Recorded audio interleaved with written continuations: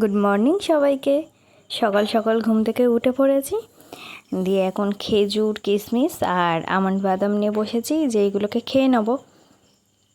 খাওয়ার পরেই না খুব ঘুম ঘুম পাচ্ছিলো, তাই ভাবলাম একটু শুয়ে নিই, তারপরে আবার উঠবো। সবে ঘুমিয়েছি আর এর মধ্যে ও এসে আমার ঘুমটা ভাঙিয়ে দিল। এইদিকে নিজে বসে বসে চা বিস্কুট খাচ্ছে। বাসনা বিস্কুট আমার তো বাটিতে করে চা নিয়ে তাতে ভিজিয়ে খেতেই বেশি ভালো লাগে, কাপে অতটাও ভালো লাগে না। আর এই এমন একটা ব্যক্তি যাকে আমি যা খুশি করতে পারি আমাকে কখনোই কিছু বলে না। এদিকে আমি ওকে মুখ ভেঙাচ্ছিলাম বলে আমারও এটা ভিডিও করে নিয়েছে। স্নান করে সবে বেরিয়েছি আর মা 100 টাকা দিয়ে দোকান পাঠিয়ে দিয়েছে। বেশি দূর না, বদ্দির দোকানই। এই একটা দোকান যেখানে আমরা ঘরের ভেতরে ঢুকেও দোকান নিয়ে আসি।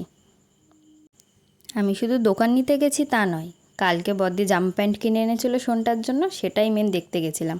তা ভাবলাম যা জামা প্যান্টও দেখে আসি, দোকানটাও করে আসি। ঘরে গিয়েই দেখি মা ভাত দিয়ে দিয়েছে, তা ভাতটা খেয়ে নিলাম। সন্ধে দিয়ে বাড়িতে একাই ছিলাম। এখন সন্ধেবেলায় মা এলো, মানে জামা প্যান্ট কিনতে গেছিলো। তোমরা কি ভাবলে আমার জন্য? আজ্ঞে না, শুধু ছেলেদের জন্য। এই যে জামা প্যান্ট, দাঁড়াও দেখাচ্ছি। ছেলেদের বলতে দাদা আর বিশ্বর জন্য। এই যে এক এক করে বার করে দেখি কি কি এনেছে ওদের জন্য। এই দোকান থেকে আমিও আগের বারে জিন্স কিনেছিলাম একটা, এটা মনে হয় বিশ্বর, প্যান্ট আর শার্ট। পুজো তো ওদেরই, আমার এবারে কিছু হয়নি।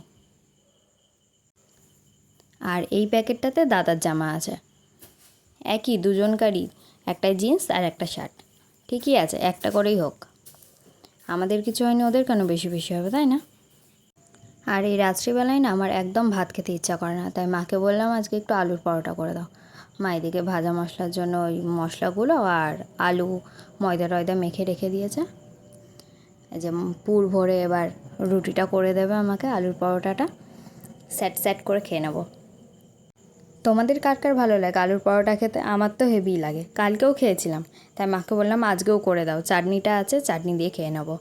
তোমরা কি ভাবছো আমি মাকে হেল্প করতে এসেছি? একদমই না, শুধু শুধু বক বক করে মায়ের মাথা খাচ্ছিলাম, আর কিছুই নয়।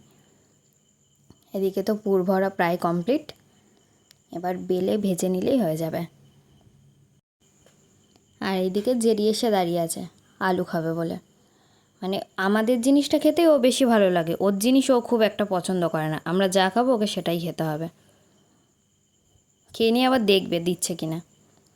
এইদিকে আমার পরোটা বলতে গেলে প্রায় রেডি, ভাজা চলছে, ভাজা হয়ে গেলে গরম গরম একদম প্লেটে নিয়ে বসে পড়ব। এই যে পরোটা হয়ে গেছে, পরোটা ঝাল ঝাল চাটনি নিয়ে বসে পড়েছি, শুধু খাওয়ার অপেক্ষা। তা আজকের মতো ভিডিওটা এখানে শেষ করছি, টাটা।